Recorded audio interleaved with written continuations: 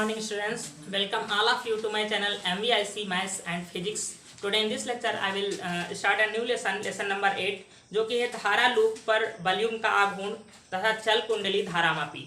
तो इसमें first headline आपका है एक समान चुंबकीय क्षेत्र में धारावाही लूप पर वॉल्यूम का आघूर्ण। अब धारावाही लूप क्या होता है? जैसे 10th में आपने पढ़ा है जनरेटर पढ़ा, डीसी जनरेटर, एसी जनरेटर, तो उसमें एक आर्मेचर हुआ करता था, जिसको आप आर्मेचर कहते थे या उसको कुंडली कहते थे या उसको लूप कह सकते हैं। ठीक है, तो एक इस प्रकार की अगर हम स्ट्रक्चर्स देखो सोचें कि ये कोई एक आयताकार लूप है, ये इसका हो गया पी क्यू आर एस, ये सिरे हो गए, और ये इसकी अक्ष है यहाँ पर। तो ये अक्ष उसमें हम क्या उसको क्या कहते थे, अक्ष या हम कहते थे उसमें रॉड कहते थे एक पड़ी हुई, जिसके परितः ये कुंडली मूव करेगी। ठीक है, अब यहाँ पर एक चुंबकीय क्षेत्र मैंने प्रोड्यूस कर दिया, ये हो गया चुंबकीय क्षेत्र की डायरेक्शन जिसमें ये रखा हुआ है बी। ये चुंबकीय क्षेत्र वहां पर कैसे हम प्रोड्यूस करते थे, यहाँ पर एन पोल रखते थे, यहाँ पर एस एक एनएस मैग्नेट रखते थे, उसके बाद में कुंडली रखते थे। तो उसी को वहां पर जो मोटर में समझ के आए थे ये घूमती क्यों है। तो कोई वस्तु जब मूव करती है अपने अक्ष पर घूमती है तो उस पर कौन सा बल लगता है, बलाघूर्ण लगता है। तो वही बलाघूर्ण यहाँ पर ज्ञात करना है कि ये अगर अपने अक्ष पर घूम रही है तो इस पर बलाघूर्ण कितना लग रहा है, उसका फार्मूला क्या होगा। वहां पर क्यों तुमने ये बता दिया था कि इस पर एक बल लगता है और बल के कारण ये मोटर अपने स्थान पे घूमने लगता है। तो उसी के लिए जब कोई मूव करेगी तो उसमें कौन सा बल होगा, बलाघूर्ण। तो उसके लिए डेरिवेशन करना है।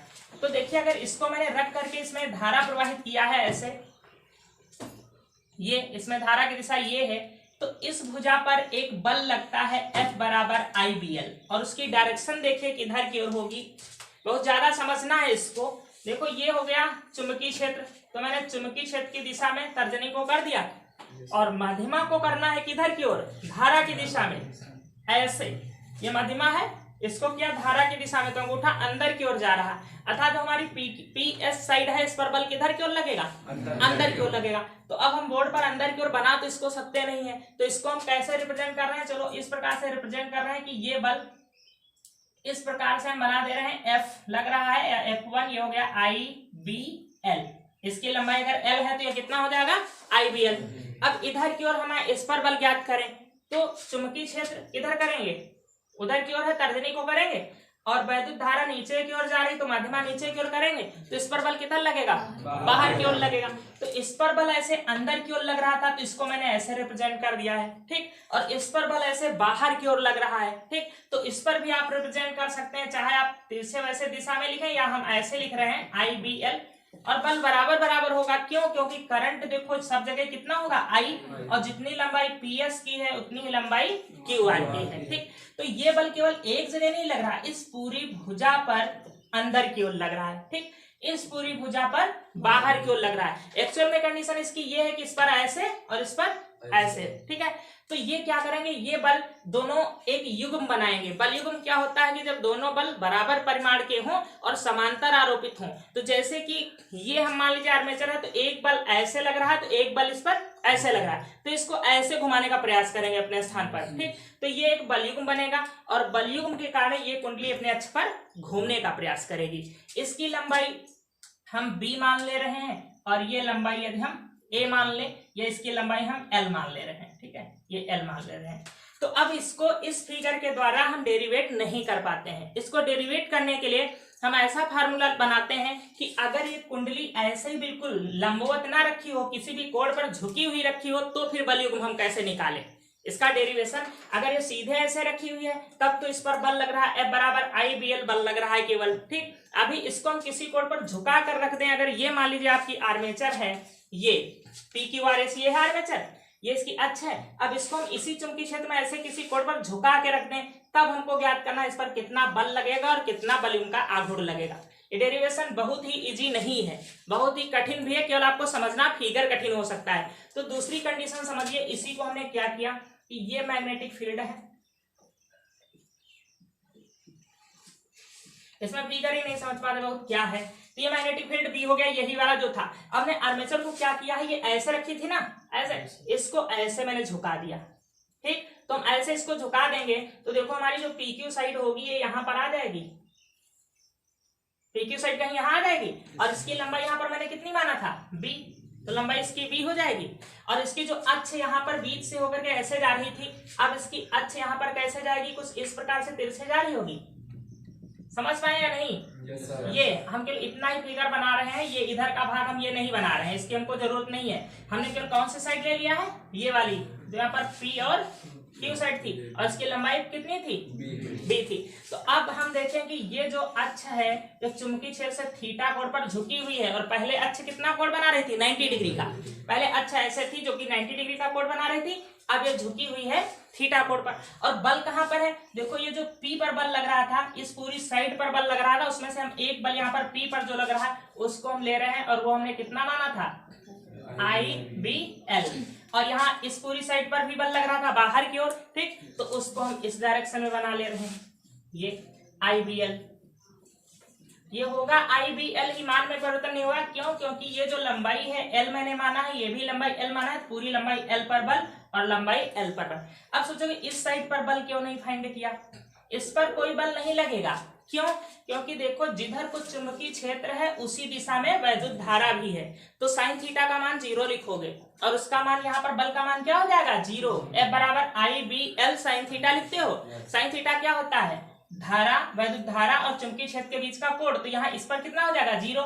यहाँ निकालोगे तो देखो चुंबकीय क्षेत्र इधर हो और करंट इधर की, और इसके बीच भी कोण कितना हो जाएगा, 0। तो इसलिए हमने इन साइड्स पे बल ज्ञात ही नहीं किया, केवल बल किस पर ज्ञात किया है, PS और QR पे, ठीक। तो अब ये फिगर हमारा कोई काम का नहीं है, हमारा ये फिगर काम का है कि अगर आर्मेचर को किसी कोण पर झुका के ऐसे रख दिए हैं, तब इस पर कितना बलयुग्म का आघूर्ण लगेगा और कितना बल लगेगा। तो बल तो वही लगेगा, F बराबर IBL, F बराबर IBL। अब बलयुग्म का आघूर्ण क्या होता है, अब इस फिगर को हम मिटा रहे हैं, इसकी जरूरत हमको नहीं है, उस फिगर से पूरा समझने का प्रयास करिए। अब देखिए बलयुग्म का आघूर्ण जो होता है इसको टाउ से रिप्रेजेंट करते हैं। बलयुग्म का आघूर्ण,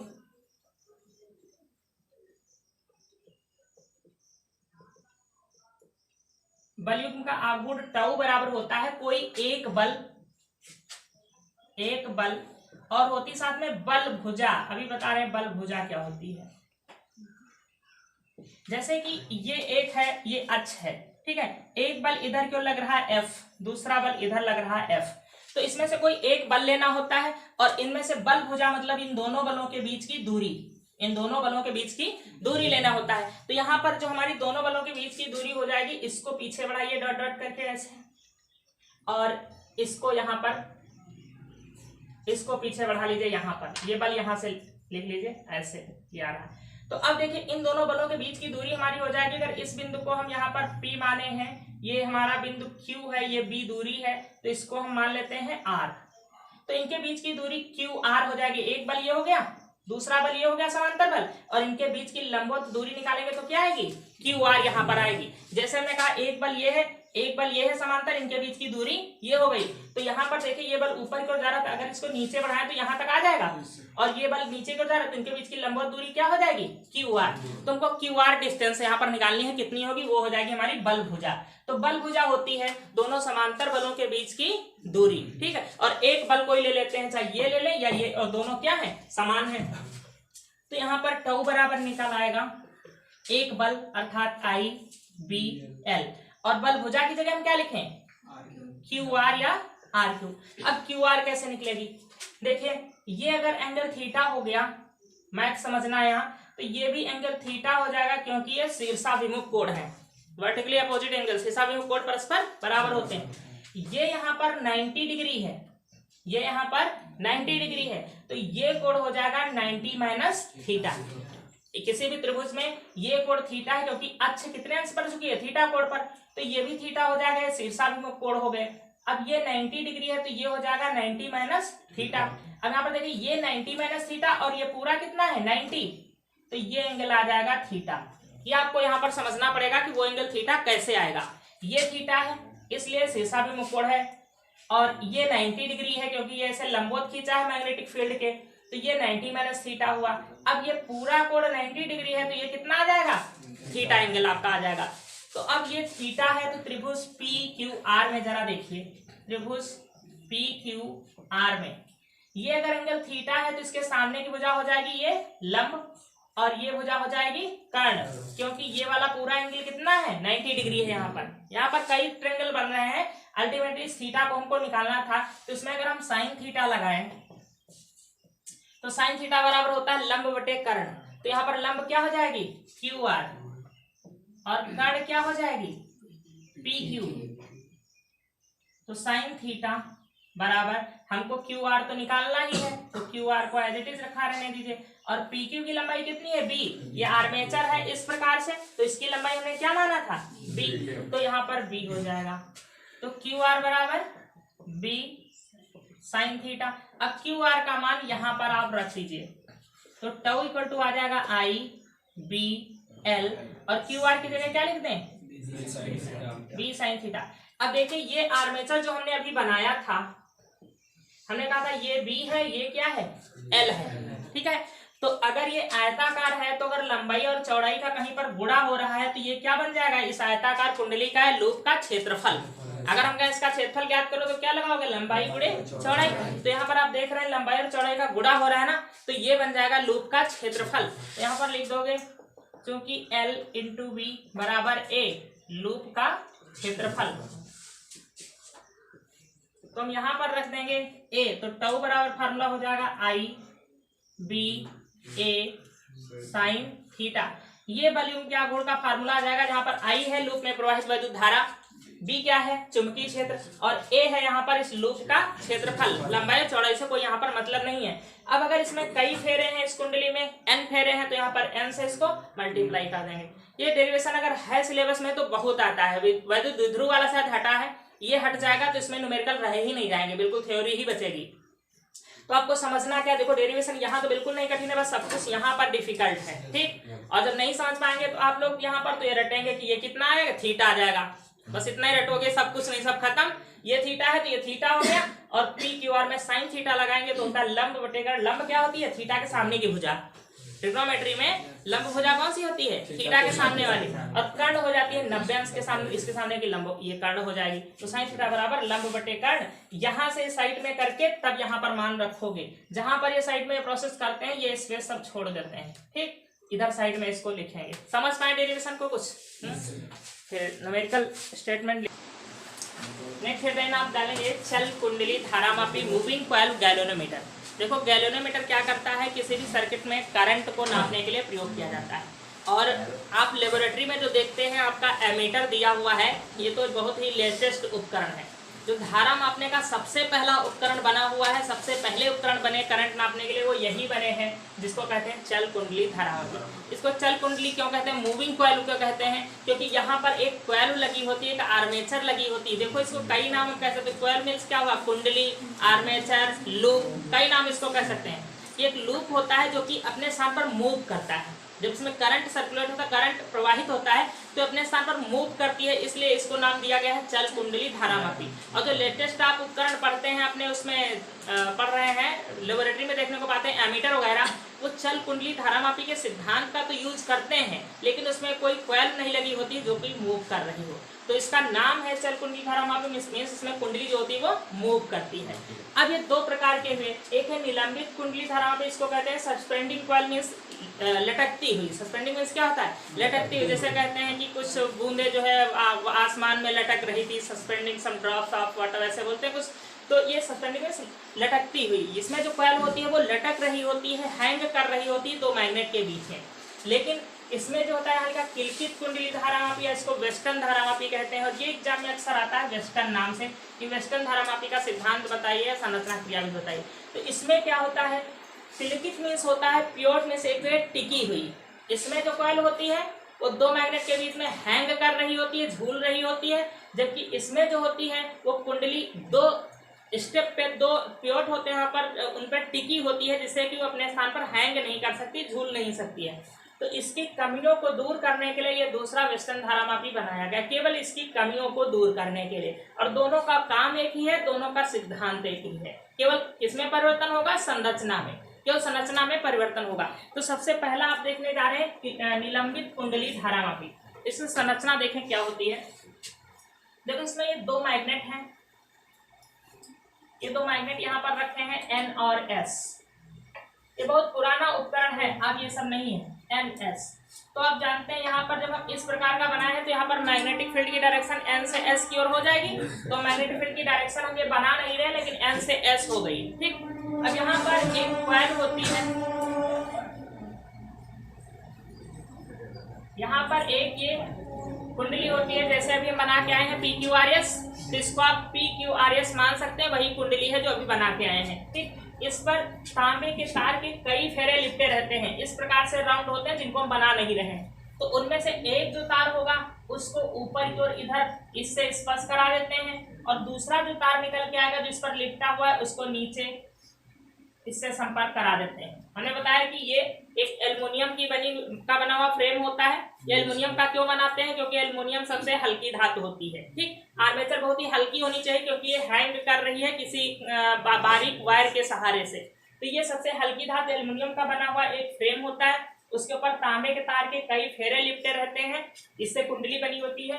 इसका जो एक तार निकलता है, जब इस पर एक तार लिपटा हुआ है जैसे कि इस प्रकार से, तो इसके दो सिरे निकलेंगे ना, एक ये और एक पहले वाला। तो एक तार का सिरा यहाँ ऊपर स्पर्श होता है फास्फर ब्रांज की पत्ती से, फास्फर ब्रांज, एक फास्फर ब्रांच की पत्ती से इसका ऊपरी सिरा संपर्कित होता है, और जो नीचे का सिरा निकलता है वो एक स्प्रिंग, ये मरोड़ स्प्रिंग होता है जिसमें ऐठन होती है, इससे टच होता है। और ऊपर जो फास्फर ब्रांच की पत्ती होती है ये बहुत ही बारीक होती है, पतली होती है, इसका संपर्क एक मरोड़ पेच से होता है। ये मरोड़ पेच क्या है कि जिसमें ये फास्फर ब्रांच की पत्ती मूव कर सके, जैसे कि कोई इस प्रकार की स्ट्रक्चर बनी हो और उसमें कोई वायर जो हो वो मूव कर सके। तो इसको हम नाम देते हैं मरोड़ टोपी। इसका नाम जो यहाँ पर बना रहे हैं इसको क्या कहते हैं? मरोड़ टोपी कहते हैं। इसका मतलब ये वायर जो है इसके अंदर मूव कर सकता है, जैसे बहुत सारी बोन्स आपकी होती हैं, कप जैसे होता है उसके अंदर बोन क्या होती है, मूव कर सकती है, उसमें से निकलती नहीं है, समझ रहे हैं? तो वैसे ही ये इसमें मरोड़ टोपी है जिसमें की फास्फर ब्रांच की पत्ती फंसी हुई है, वो उसमें मूव कर सकती है लेकिन निकल के नीचे नहीं आएगी। इसका संपर्क एक हम पेज T1 से कर देते हैं, पेज T1, जिससे ये एक कनेक्शन इधर की ओर निकाल देते हैं। नीचे जो स्प्रिंग लगी हुई है, स्प्रिंग का संपर्क एक हम पेज T2 से कर देते हैं, जिससे ये वायर निकले हुए हैं।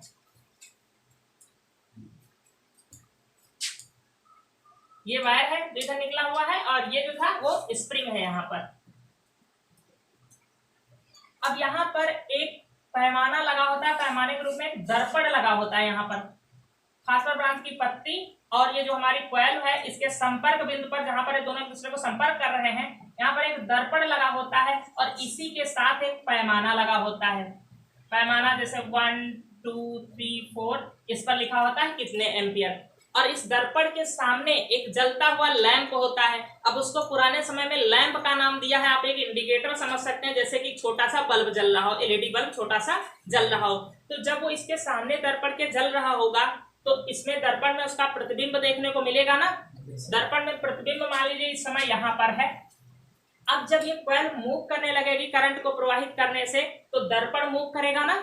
तो जब दर्पण मूव करेगा और लैंप वहीं पर टिका हुआ है, तो दर्पण पर जो प्रतिबिंब है उसका वो चेंज होगा। ठीक, ये दर्पण यहाँ पर लगा हुआ है और इसके सामने एक इंडिकेटर लगा हुआ है, इंडिकेटर टिका हुआ है, लेकिन ये जब कॉइल मूव करेगी तो दर्पण उसके साथ में मूव करेगा। तो जो उसका इंडिकेटर का इस पर प्रतिबिंब होगा वो प्रतिबिंब भी तो हटने लगेगा। तो प्रतिबिंब हट रहा है, प्रतिबिंब कितना हट रहा है, 1 2 3, ये जो पैमाना लगा है पैमाने पर उसको हम पढ़ते हैं कि प्रतिबिंब कितना हट करके गया है। और वो जो प्रतिबिंब है लैंप का यहाँ पर लिखा है, या आप इंडिकेटर कह सकते हो, उस प्रतिबिंब के द्वारा ही हम पढ़ते हैं फिर इसमें कितने एम्पियर का करंट प्रवाहित हो रहा है। ठीक, तो पूरी संरचना फिर से आप समझ लीजिए क्या है। पहली बात तो किस सिद्धांत पर कार्य करता है, ये इस सिद्धांत पर कार्य करता है कि जब किसी कुंडली को एक समान चुंबकीय क्षेत्र में रखकर उसमें वैद्युत धारा प्रवाहित की जाती है तो उस पर एक वॉल्यूम का आघूर्ण आरोपित होता है और कुंडली अपने अक्ष पर घूमने का प्रयास करती है। यदि वह घूमने के लिए स्वतंत्र है तो घूम जाएगी। यही विद्युत मोटर का सिद्धांत था जो हाई स्कूल में पढ़े थे। ठीक है, इस सिद्धांत पर यह काम करती है। तो सिद्धांत हो गया। अब संरचना क्या होगी, इसमें NS 2 मैग्नेट होते हैं जिसके कारण एक मैग्नेटिक फील्ड प्रोड्यूस किया जाता है। इसमें एल्युमिनियम की बनी हुई एक आयताकार या गोलाकार, आप ले सकते हैं वृत्ताकार, एक कुंडली होती है जिसके ऊपर तांबे के तार के कई फेरे लिपटे रहते हैं। इसका एक सिरा ऊपर की ओर फास्फर ब्रांच की पत्ती से संपर्कित होता है। फास्फर ब्रांच की पत्ती का संपर्क एक मरोड़ टोपी से होता है, इसका संपर्क एक पेश T1 से होता है जिसको बाह्य परिपथ में जोड़ा जाता है। इससे कुंडली से निकले हुए दूसरे तार का संपर्क एक स्प्रिंग से होते हुए पेज T2 से होता है जिससे एक वायर निकला होता है, इसका संपर्क बाह्य परिपथ से किया जाता है। फास्फोरस ब्रांच की पत्ती और कुंडली जो है उसके संपर्क बिंदु पर या उसके जहां पर वो एक दूसरे को ज्वाइन कर रहे हैं वहां पर एक दर्पण लगा होता है और दर्पण के साथ एक पैमाना लगा होता है। ये दर्पण आर्मेचर के घूमने के साथ साथ घूमता है। इसके सामने एक इंडिकेटर या कहते हैं लैंप लगा होता है जिसके प्रतिबिंब के विक्षेप को दर्पण में पढ़ा जाता है कि जब ये मूव करेगी तो प्रतिबिंब जो होगा वो विक्षेपित होकर के कहाँ हट करके जा रहा है। तो प्रतिबिंब के विक्षेप को पैमाने पर पढ़ लिया जाता है और ये पैमाना जो होता है वो एम्पियर में बना होता है। कितने एम्पियर, 1 एम्पियर, 2 एम्पियर, 3 एम्पियर, इस प्रकार से। संरचना क्या समझ पाए? इसकी कमियां सबसे ज्यादा क्या है कि देखिए सबसे पहले इस पूरे उपकरण को हमको एक बंद बर्तन के अंदर, कांच से बने हुए बर्तन के अंदर रखना पड़ता है और यहाँ नीचे जो होते हैं वो समतलकारी पेच लगे होते हैं, क्योंकि अगर ये समतल नहीं हुआ, ये प्लेन नहीं हुआ तो क्या करेगा कि ये अगर तिरछा हो जाएगा तो ये कुंडली क्या है, हैंग कर रही है। किसके सहारे? मरोड़ पेच के सहारे ये इस पे हैंग कर रही है। तो अगर ये तिरछा हो गया पूरा उपकरण तो ये जो कॉइल है या किसी मैग्नेट में इधर या उधर क्या होगी, टच कर जाएगी। और ये जो फास्फोरस ब्रांच है इसकी विशेषता क्या होती है, ये एक ऐसी धातु है कि इसमें ऐठन उत्पन्न भी हो जाती है रस्सी की तरह और ऐठन बाद में उतर भी जाती है। ये इसकी विशेषता फास्फोरस ब्रांच की पत्ती की। ऐसा कोई भी धातु और नहीं आप पाएंगे जिसमें रस्सी की तरह ऐठन आ भी जाए और ऐठन उसके बाद में जब धारा बंद कर दो तो वो अपने आप ऐठन उतर भी जाए। तो फास्फोरस ब्रांच एक बहुत ही कमजोर धातु होती है और ये बहुत पतला तार लिया जाता है। इसकी विशेषता ये है कि जब कॉइल ये मूव करेगी उसके साथ इसमें ऐठन उत्पन्न होगी और जैसे ही धारा का मान बंद कर देंगे ऐठन फिर से अपने आप उतर जाएगी और जहां थी कॉइल पहले शून्य पर फिर से आ जाएगी। तो इसकी कमियां ये है कि इसमें जो फास्फोरस ब्रांच की पत्ती लगी है ये बहुत ही कमजोर होती है, थोड़े से भी हवा के झोंके पर या झटके से क्या होती है, टूट जाती है। लेबोरेटरी में एक स्थान से दूसरे स्थान ले जाना इसको बहुत ही मुश्किल काम है। दूसरी कमी कि इसको प्रयोग करने से पहले समतलकारी पेचों के माध्यम से इसको हमको समतल करना पड़ता है।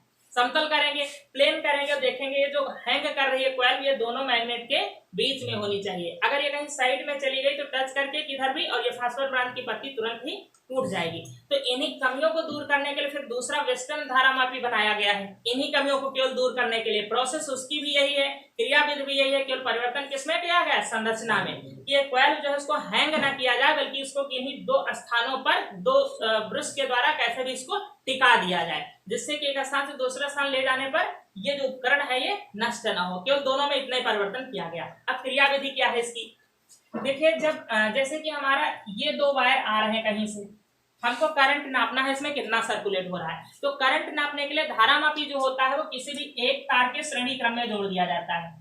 जैसे ये एमीटर, आप लोग लेबोरेटरी तो गए नहीं हो कभी, अगर एमीटर जोड़ना होता है तो कोई भी एक वायर आप ले लेंगे और बीच में एमीटर को ऐसे जोड़ देते हैं सीरीज कॉम्बिनेशन में, ठीक। तो अब यहाँ पर क्या करेंगे, इसमें का एक वायर ले लेंगे, ये मान लीजिए न्यूट्रल हो गया, ये फेज हो गया, इसको यहाँ जोड़ देंगे और दूसरा तार यहाँ से निकाल लेंगे, फिर से युग्म बन गया। क्या समझ पाए?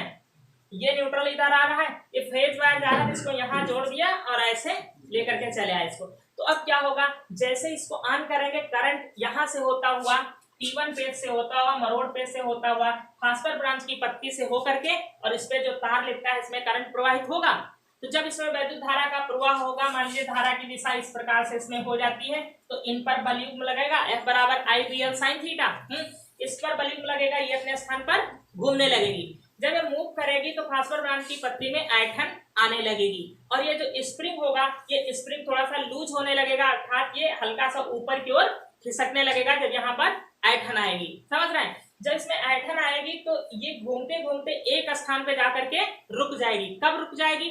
जब इसमें जो ऐठन है वो बल युग्म के आघूर्ण के बराबर हो जाएगी। इसमें जितनी ऐठन एक प्रकार का बल होता है, आप रस्सी को ऐंठते हैं तो वो एक प्रकार का बल होता है। जब उसमें ऐठन आ जाती है तो उसके बाद रस्सी को आप छोड़ते हैं तो अपने आप क्यों मूव कर जाती है, अपने आप फिर से उसी अवस्था में आ जाती है। तो ऐठन एक प्रकार का क्या है, बल है। और चूंकि ये बल जो होता है एक स्थान पर मूव कराने के लिए आरोपित होता है तो इसको हम बल युग्म भी कह सकते हैं। तो जो इसमें ऐठन उत्पन्न होती है, वो ऐठन जब इसमें बलयुक्त का आघूर्ण टाउ के बराबर हो जाती है तो कुंडली का घूमना बंद हो जाता है। और उसी समय हम पढ़ लेते हैं कि पैमाने पर जो विक्षेप है वो कहां तक पहुंच गया है, कितने एम्पियर पर पहुंच गया है। पैमाने पर पढ़ करके हम बता देते हैं इतनी एम्पियर धारा इसमें इस समय प्रवाहित हो रही है। और ये स्प्रिंग उस समय क्या होता है, थोड़ा सा ऊपर की ओर ऐसे फैल जाता है। और जैसे ही हम करंट को ऑफ करते हैं तो उसमें की ऐठन उतर जाती है। और ऐठन उतरती क्यों है, क्योंकि ये स्प्रिंग फिर से उसको नीचे की ओर ऐसे खींच लेता है। जब नीचे की ओर खींचता है तो यहाँ की ऐठन उतर जाती है और कुंडली फिर से पैमाना कहाँ पहुंच जाता है, शून्य अवस्था में पहुंच जाता है। तो ये इसकी पूरी प्रोसेस होती है। इस प्रकार से इस पर हम करंट पैमाने पर पढ़ लेते हैं। लेकिन ये जो उपकरण है ये बहुत ही पुराना उपकरण है, प्रेजेंट टाइम में इसका उपयोग बिल्कुल नहीं किया जा रहा है। इसकी सुग्राहिता, सुग्राहिता का मतलब कि ये क्या बहुत ही सूक्ष्म करंट को नाप पाएगा, बहुत ही सूक्ष्म। अगर 0.1 एम्पियर है, 1 एम्पियर से कम हुआ तो क्या ये नाप पाएगा, तो इस पर डिपेंड करेगा कि ये क्या बहुत कम करंट से मूव करेगी। अगर ये कुंडली बहुत हल्की होगी, इसका भार बहुत ही कम होगा तो बहुत ही कम करंट से भी ये मूव कर जाएगी। लेकिन या फिर करंट कम हो लेकिन यहाँ पर मैग्नेटिक फील्ड क्या है, बहुत ही प्रबल हो, क्योंकि बल क्या होता है, F बराबर IBL। अगर हम बहुत थोड़े से करंट को यहाँ पर नापना चाहते हैं, माइक्रो एम्पियर को, तो ये कुंडली मूव करेगी तब तो हम नाप पाएंगे। हो सका इतने करंट से कुंडली ही नहीं मूव कर रही है तो कुंडली में क्या होना चाहिए, इसका वेट बहुत ही कम होना चाहिए, इसीलिए तो एल्युमिनियम की बनाई गई। दूसरे, फेरों की संख्या अगर आपने कम कर दिया तो बल ही कम लगेगा। फेरों की संख्या अगर आपने कम कर दिया तो बल ही कम लगेगा, या मूव ही नहीं करेगी। तो फिर क्या करोगे, मैग्नेटिक फील्ड को प्रबल कर दीजिए। जो चुंबकीय क्षेत्र यहाँ पर है इसको प्रबल कर दीजिए। तो इसको प्रबल करने के लिए क्या करना पड़ेगा, ये बड़े मैग्नेट लेने पड़ेंगे। तो अगर आप मैग्नेटिक फील्ड को प्रबल कर दीजिए, बड़े मैग्नेट ले लीजिए, तो बहुत सूक्ष्म जो करंट होगा उसको भी ये नापने के लिए सुग्राही हो जाएगा। और आप कुछ नहीं कर सकते, अगर फेरे बढ़ाओगे तो बल तो ज्यादा लगेगा, लेकिन फेरे बढ़ाने से इसका वेट भी तो बढ़ जाएगा। तो वेट बढ़ जाएगा। हमने कहा फास्फोग्राम की पत्ती इतनी कमजोर है कि हवा के झोंके से भी ये टूट सकती है, तो ये टूट जाएगी और थोड़ा सा करंट इसको मूव ही नहीं करा पाएगा। तो आपसे पूछा जाए कि इसकी सुग्राहिता बढ़ाने के लिए क्या करोगे, तो फेरे नहीं बढ़ा सकते। क्यों, क्योंकि फेरों की संख्या बढ़ाओगे तो इसका वेट बढ़ जाएगा और फास्फोग्राम की पत्ती का टूटने का डर रहेगा। फिर क्या करें, क्या हम धारा को बढ़ा सकते हैं? धारा तो हमको जितनी नापनी है उतनी ही प्रवाहित करेंगे। ठीक, तो हम कर क्या सकते हैं, केवल हम मैग्नेटिक फील्ड को प्रबल कर सकते हैं। अगर हम कहें इसकी सुग्राहिता बढ़ानी है तो हम क्या करें, मैग्नेटिक फील्ड को केवल प्रबल करें। इसको हम अधिक बढ़ा दें तो थोड़ा सा भी करंट अगर प्रवाहित करोगे तो इस पर कुंडली पर बल लगेगा, थोड़े से करंट पर भी ये क्या होगी, मूव कर जाएगी। और जब तक ये मूव नहीं करेगी तब तक आप करंट चाहे जितना प्रवाहित करो, पैमाना कुछ नहीं बताएगा। समझ रहे हैं इस बात को? तो सुग्राहिता बढ़ाने के लिए अगर पूछा जाए क्या करेंगे आप, तो केवल एक चीज बताएंगे कि हम मैग्नेटिक फील्ड को प्रबल करेंगे। जब मैग्नेटिक फील्ड बहुत हाई हो जाएगा तो थोड़े से भी करंट पर ये मूव कर जाएगी। तो ये सब कुछ हो गया सिद्धांत, संरचना, क्रियाविधि। समझ पाए जो कुछ? आप देखिए इसकी क्रियाविधि में आप लिखेंगे, जब आप लैंप पर मान को पढ़ते हैं तो वो कौन सा समय होता है, जब इसका घूमना कुंडली का बंद हो जाता है। और हमने कहा इसका घूमना बंद कब होगा, जब इसमें जो एक प्रत्यानयन बल उत्पन्न होता है। प्रत्यानयन बल सदा वह बल होता है जो किसी भी अन्य बल का विरोध करता है। तो एक बल यहाँ पर लग रहा है बल युग्म, वो कौन सा लग रहा है, टाउ। और यहाँ पर एक इसमें जो ऐठन आ जाती है उस ऐठन के कारण एक प्रत्यानयन बल लगता है जिसको कहेंगे हम सी और फाई। यहाँ पर देखिए सी क्या है, सी को कहते हैं इसकी मरोड़ दृढ़ता। सी है फास्फोरस ब्रांच की पत्ती की मरोड़ दृढ़ता। यहाँ लिख लेना फास्फोरस ब्रांच की पत्ती की मरोड़ दृढ़ता। और फाई क्या है, पत्ती में ऐठन। पत्ती के आगे जोड़ लोगे क्या, फास्फोरस ब्रांच की पत्ती। ठीक है, पत्ती में ऐठन। ये पत्ती में जो ऐठन आती है उसको फाई से रिप्रेजेंट किया गया है। और सी जो है पत्ती की मरोड़ दृढ़ता है। और ये जो पूरा यहाँ पर लिखा है इसको हम इस प्रकार से भी लिख सकते हैं, बलयुग्म का आघूर्ण, बलयुग्म का आघूर्ण पूरा समझ लीजिए तब नोट करिएगा, बराबर प्रत्यानयन बल।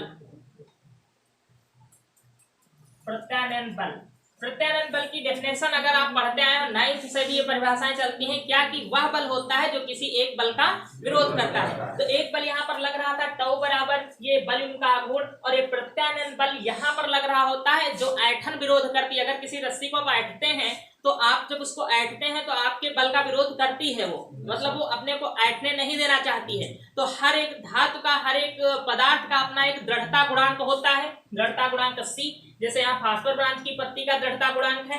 दृढ़ता गुणांक जो है वो लोहा और अन्य धातु का क्या होगा, बहुत अधिक होगा, अर्थात बहुत अधिक वो क्या होगी, दृढ़ होगी। लेकिन इसका दृढ़ता गुणांक कम होता है, अर्थात एक कम दृढ़ होती है और ये अपने को घूमने देती है, इसमें ऐंठन को उत्पन्न होने देती है। और जो ऐंठन उत्पन्न हो जाती है इसको किससे लिखते हैं, फाई से। तो जब हम C फाई निकालते हैं तो ये हो जाता है प्रत्यानयन बल। ये किस समय की बात है, जब कुंडली का घूमना बंद हो जाता है, तो उस समय ये बल आघूर्ण प्रत्यानयन बल के बराबर हो जाता है। ये टाउ बराबर हो गया C फाई, और C फाई क्या है, प्रत्यानयन बल। इस पर आधारित न्यूमेरिकल एग्जाम में आपको 1 या 2 मुश्किल से आपकी एक्सरसाइज में मिलेंगे, लेकिन एग्जाम में आता है कि इसमें जो चल कुंडली धारा मापी होती है उस पर प्रत्यानयन बल आपको ज्ञात करना होता है। ये 2 कांस्टेंट वहां पर दिए होते हैं। तो अब टाउ की जगह हम क्या लिख सकते हैं, NIBA। साइन थीटा उसका मान 90 डिग्री यहाँ पर है, तो n क्या है, इसमें फेरों की संख्या जितनी लगाए होंगे, और ये यहाँ पर हो जाएगा C फाई। अब यहाँ से हम I निकालें तो I बराबर क्या आ जाएगा, C अपान NBA, और ये हो गया फाई। I इक्वल टू ये जो C अपान NBA है इसको हम K लिख लेते हैं इस पूरे को, और यहाँ पर K को हम कहते हैं, K जो है यह है धारा परिवर्तन नियतांक, धारा परिवर्तन नियतांक। ये K जो है, K का मान अगर पूछे क्या है तो C अपान NBA है, और ये है धारा परिवर्तन नियतांक। तो ये कोई डेरिवेशन नहीं है, ये इससे रिलेटेड समझ लीजिए कुछ तथ्य हैं, इससे रिलेटेड चल कुंडली निलंबित कुंडली धारा से रिलेटेड। कि हम पैमाना पहली बार तब पढ़ेंगे, तब देखेंगे जब ये सिचुएशन होगी, और इसी सिचुएशन में कुंडली रुकेगी। जब तक प्रत्यानयन बल कम रहेगा तब तक कुंडली घूमती रहेगी, और जैसे ही प्रत्यानयन बल ने विरोध कर दिया पूरा इसका घूमना बंद हो जाएगा। उस समय I बराबर निकलता है C अपान NBA फाई, जहाँ फाई क्या है, पत्ती में ऐंठन है, और C जो है उसकी मरोड़ दृढ़ता है, N फेरों की संख्या, D चुंबकीय क्षेत्र है, और A आर्मेचर का क्षेत्रफल है। नेक्स्ट हेडलाइन आपका है धारा मापी की धारा सुग्राहिता। इसका मतलब क्या है धारा सुग्राहिता का, कि अगर यहाँ पर जो धारा प्रवाहित हो रही कुंडली में वो एकांक हो जाए, ठीक है, एकांक धारा अर्थात 1 एम्पियर हो जाए, तो कुंडली में जो ऐंठन उत्पन्न हो रही वो कितनी उत्पन्न हो रही उसको हम कहेंगे धारा सुग्राहिता। अगर हम धारा का मान एकांक रखें तब देखें कुंडली में कितनी ऐंठन उत्पन्न हो रही है। फाई क्या है, फास्फोरस ब्रांच पत्ती की ऐंठन है। तो डेफिनेशन हम कैसे दे सकते हैं यहाँ से, कि कुंडली में एकांक धारा के लिए फास्फोरस ब्रांच की पत्ती में उत्पन्न ऐंठन जो होती है वो धारा सुग्राहिता के तुल्य होती है, धारा सुग्राहिता के बराबर होती है। आप जानते हैं कि अगर धारा बहुत ही सूक्ष्म हो और उसमें ऐंठन जो है वो उत्पन्न हो सके, ऐंठन उत्पन्न हो रही है तो ये ज्यादा सुग्राही होगा। और मान लीजिए सूक्ष्म धारा के लिए उसमें ऐंठन उत्पन्न ही नहीं हो रही है, उसकी मरोड़ दृढ़ता इतनी हाई है कि धारा आप सूक्ष्म प्रवाहित कर रहे हैं तो उसमें ऐंठन ही नहीं आ रही है, फाई का मान बढ़ ही नहीं रहा। फाई क्या है यहाँ पर, ऐंठन। तो इसका मतलब ये सूक्ष्म धारा को नाप ही नहीं पाएगा। तो सूक्ष्म धारा को नहीं नाप पाएगा तो इसको हम क्या कहेंगे कि ये सुग्राही उपकरण है या नहीं है, नहीं है, ठीक है। तो यहाँ पर तात्पर्य यह है कि अगर हम एकांक एम्पीयर की धारा प्रवाहित करें तो इसमें ऐंठन कितनी उत्पन्न हो रही उसको हम कहते हैं धारा सुग्राहिता कहेंगे। ये यहाँ से क्वेश्चन आया है कई बार कि इसका धारा मापी की धारा सुग्राहिता से आप क्या समझते हैं। तो इसका मतलब है धारा मापी में एकांक एम्पीयर धारा के लिए उत्पन्न फास्फोरस ब्रांच की पत्ती में ऐंठन ही धारा सुग्राहिता के बराबर होती है। अब इसका मान यहाँ से अगर निकालेंगे, देखो फाई अपान आई का मान, ये अभी आपने डेरिवेट किया इससे पहले ना, तो यहाँ से अगर आप निकालते हैं फाई अपान आई तो आई को यहाँ पर लाओगे, फाई अपान आई हो जाएगा, तो ये इधर आ जाएगा एन बी ए अपान सी। तो इसको आप लिख लोगे यहाँ पर एन बी ए अपान सी। समझ पाए क्या, यहाँ से हमने निकाल लिया फाई अपान आई का मान जो भी पीछे हम डेरिवेट करके आए हैं, तो आएगा एन बी ए अपान सी। तो अब ये अगर पूछा जाए कि धारा मापी की सुग्राहिता बढ़ाने के लिए आप क्या क्या कर सकते हैं, तो अभी जो समझा रहे थे, देखो ये एन क्या है, फेरों की संख्या। अगर हम फेरों की संख्या बढ़ाते हैं तो सुग्राहिता तो बढ़ जाएगी, बल अधिक लगेगा, लेकिन यहाँ पर खतरा क्या है कि आर्मेचर का वेट बढ़ेगा और फास्फोरस ब्रांच की पत्ती टूट जाएगी। दूसरा है ये आर्मेचर का क्षेत्रफल। आर्मेचर का क्षेत्रफल कैसे बढ़ेगा, जब वो एल्युमिनियम का पूरा हम आयताकार जो फ्रेम है उसका आकार बड़ा करें, ठीक है, तो उसका जब आकार बड़ा करेंगे तो एल्युमिनियम की मात्रा बढ़ जाएगी ना, तो कुंडली का वेट बढ़ेगा। तो इससे भी क्या है, टूट जाने का डर है कि फास्फोरस ब्रांच की जो पत्ती है बहुत हल्की होती है वो टूट जाएगी। ये है मरोड़ दृढ़ता। ये किसी भी पत्ती के लिए कांस्टेंट है, फास्फोरांच की पत्ती है तो उसका ये फिक्स है कितना होता है, इसको हम घटा बढ़ा नहीं सकते। तो फिर धारामापी को सुग्राही बनाने के लिए हम क्या करें, चुंबकीय क्षेत्र का मान बढ़ाएं। ये डायरेक्टली प्रोपोर्शनल है ना, सामने लिखा है। तो अगर हम धारामापी की सुग्राहिता को बढ़ाना चाहते हैं तो हमको केवल क्या करना चाहिए, चुंबकीय क्षेत्र को बढ़ाना चाहिए, क्षेत्रफल कम से कम लेना चाहिए, फेरों की संख्या जितनी कम से कम हो सके उतना लेना चाहिए। ये क्वेश्चन यहाँ से आता है कि सुग्राहिता बढ़ाने के लिए आप क्या करेंगे, तो केवल एक ऑप्शन बोलेंगे, चुंबकीय क्षेत्र की तीव्रता को बढ़ाया जाएगा यहाँ पर।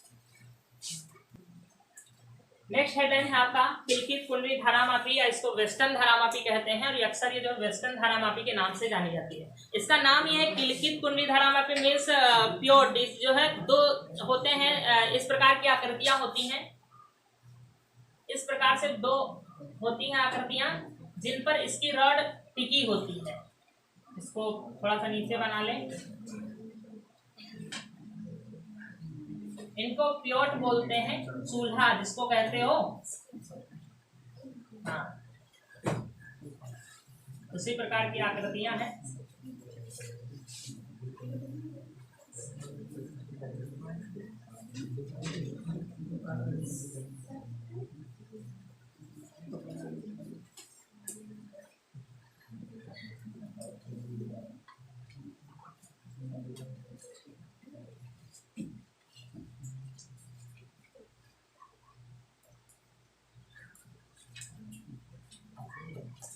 देखिए इसमें सबसे पहले तो हम निलंबित कुंडली धारामापी की कमियों को दूर करने के लिए इस उपकरण को बनाया गया। उसकी कमियां क्या थी कि उसका जो है हैंग करना आर्मेचर का, तो इसमें क्या किया गया, आर्मेचर को दो चूल पर इसको टिका दिया गया। प्योट इसको कहते हैं, इसको बोलते हैं चूल या प्योट, इन पर इसको टिका दिया गया। तो अब ये हैंग नहीं करेगी, ये अपने स्थान पर हिल नहीं रही है, तो एक कमी दूर हो गई। अब इसको एक स्थान से दूसरे स्थान ले भी जाया जा सकता है, ठीक है। तो उसकी जितनी कमियां थी उसको दूर करने के लिए निलंबित कुंडली इसको किलकित कुंडली धारामापी को या वेस्टर्न धारामापी को बनाया गया है। सिद्धांत वही है जो उसमें लिखा था, वही लिखना है, ठीक है। क्रियाविधि लगभग वही है, थोड़ा सा चेंज है, संरचना भी चेंज है, बाकी सिद्धांत और प्रोसेस जो कहें क्या है तो वही है जैसे उसमें होती थी। देखो यहाँ पर पेज T1 और T2 दो लगे हैं, इससे हमको फेज वायर को जोड़ना है, या जिस वायर में धारा नापना है उसको जोड़ना है, ठीक है। इसमें चेंज क्या किया गया कि यहाँ पर जो फास्फोरांच की पत्ती होती थी उसको हटा करके एक रॉड जैसे डाल दी गई, जो कि किसी भी कठोर धातु की है, जिसको हिलने टूटने का कोई खतरा नहीं है।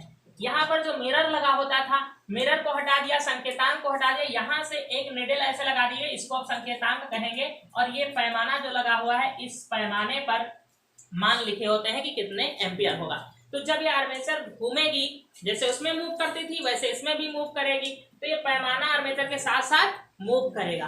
और यहाँ पर क्या होगा, इसके घूमने से इनमें ऐठन उत्पन्न होगी। ये जो स्प्रिंग लगे होते हैं, वो बच्चों के खिलौने देखा है जो चाबी भरने वाले होते हैं, क्या होता है उसमें चाबी भर देते हैं, वो अंदर स्प्रिंग क्या हो जाती है, उसमें ऐठन आ जाती है, और फिर उसको छोड़ देते हैं तो ऐठन जब उतरती है, ऐठन कम होती है तो वो उल्टा घूमती है। तो इसमें क्या होता है कि जब करंट प्रवाहित करेंगे तो इस पर वॉल्यूम लगेगा, वॉल्यूम लगने से इन दोनों स्प्रिंग में क्या होती है, ऐठन उत्पन्न होती है। और जितना ही ऐठन उत्पन्न होती जाएगी उतना इसका घूमना धीरे धीरे क्या होगा, कम होता जाएगा। पहले तेजी से बढ़ेगी, फिर धीरे धीरे जाकर कहीं पर रुक जाएगी। कब, जब इसमें वॉल्यूम